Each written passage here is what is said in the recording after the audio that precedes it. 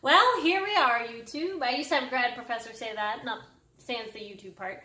And I always thought it was great because, I mean, really that just sums it all up. I mean, here we are in time and space. And so, I'm not quite sure what I'm going to talk about. All I know is that I do have a t-shirt that I think will interest my music fans. I know part of my thing is going to be MBTI, myers-briggs typology.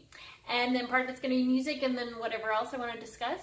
So, I know I did a Howard Jones painting before, and kind of going along with the 80s love, I have a shirt that I painted when I went and saw Hall Oates last year, and I'm wearing it now. Let's see if you can, oh, there it is. Daryl Hall and John Oates, which I heard they don't like being called Hall and Oates, so I am so sorry guys, I'm abbreviating it. I wore this to their show. This is the H20 album, which I think is clever. Hall 2 Oates, H2O. I'm a nerd. But yeah, so I did this one because for some reason at the time I was just really into this album, which it's a great poppy one. I mean, I'm not going to put it in the lexicon of like, you know, greatest albums of all time, but it is a guilty pleasure. It's a fun one to listen to with Maneater and Family Man and stuff like that. Catchy tunes. And the only thing that disappointed me about that concert was that you couldn't dance. I wanted to dance. I've never been to a concert where you couldn't dance before, and so I was severely disappointed. So I just had to sit there with my Hall & Oates t-shirt and kind of move my feet and move my head. That's about all I could do. Yeah. But I'm glad I went and saw them live. That was pretty cool. I don't want to go into typology about the two guys because I haven't really watched any interviews, so I couldn't really say what they are. My initial impressions would be some sort of sensors, maybe with Daryl being more extroverted and with John being more introverted, but those are just based on impressions of music videos and things that I've seen and heard and nothing really extensive.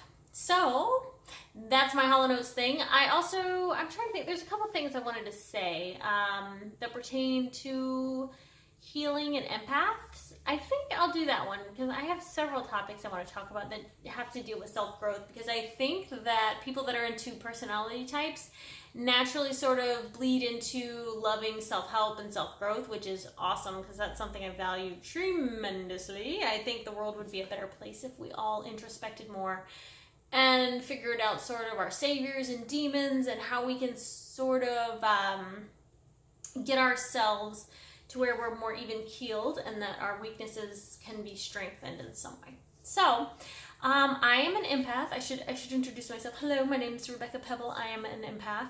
And if you haven't heard that term before, but I'm sure you've heard the term empathy, it is a concept that's really taken off as of late about people who have deep levels of empathy.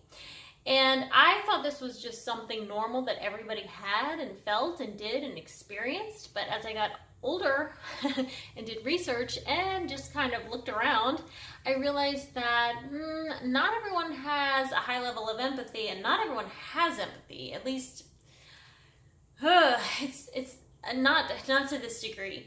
And so with empathy, I find myself getting emotionally moved very easily. I find myself reading the energy of a room very easily and how someone's mood is.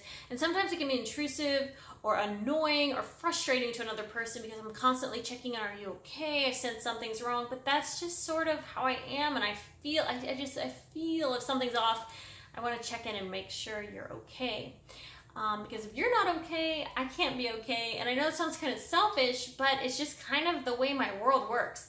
And to tie it into MBTI, that kind of seems almost like an extroverted feeling function, where we're worried about the tribe, as Dave Superpowers calls it, which is true, but I think I know there's plenty of FI users that have high levels of empathy too, so it's not exclusive to that function.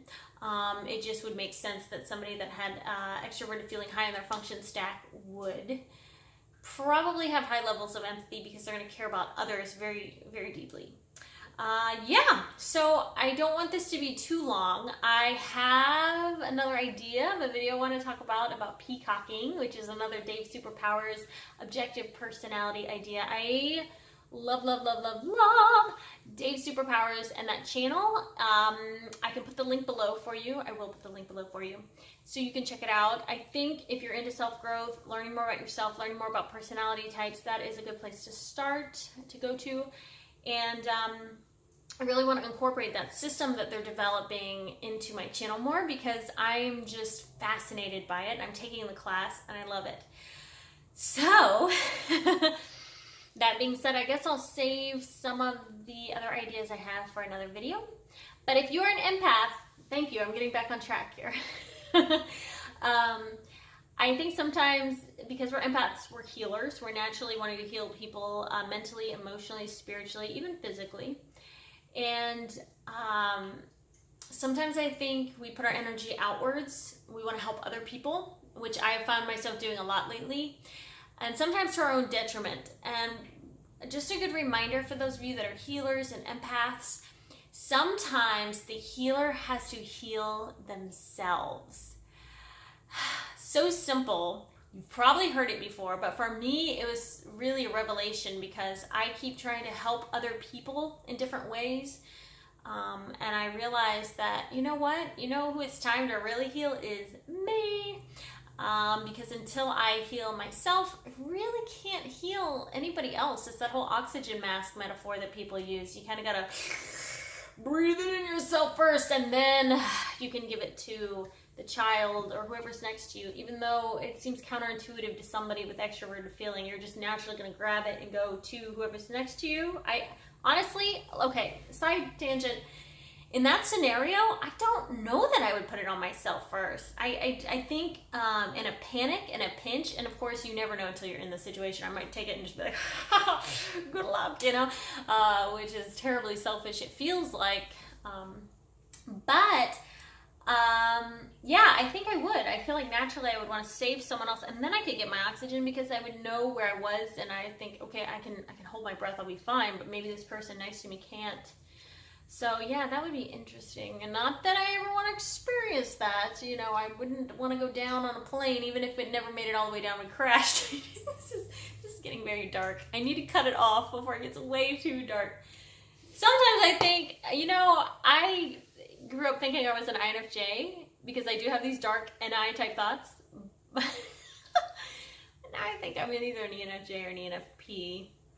And if I was an ENFP, it would make sense. Well, either one really would make sense that I would have those dark thoughts because it would just be kind of like the inverse of who my sunny side is. Because if I was an ENFJ, an INFP would be my shadow side, and then if I was an ENFP, an INFJ would be my shadow side, and they both, to me, are very good at delving deep into the dark side, which is fascinating. Not that they're dark people, but that their poetry and their art and their music they can have that sort of flavor that I love. Okay, I'm rambling. I hope you guys have a great night. I think my camera is getting out of focus, which is crazy because I'm using an app so that it wouldn't, but I'll figure all this out in time. Thank you guys. Namaste, and I love you. You're all beautiful. Have a wonderful, beautiful day. Bye.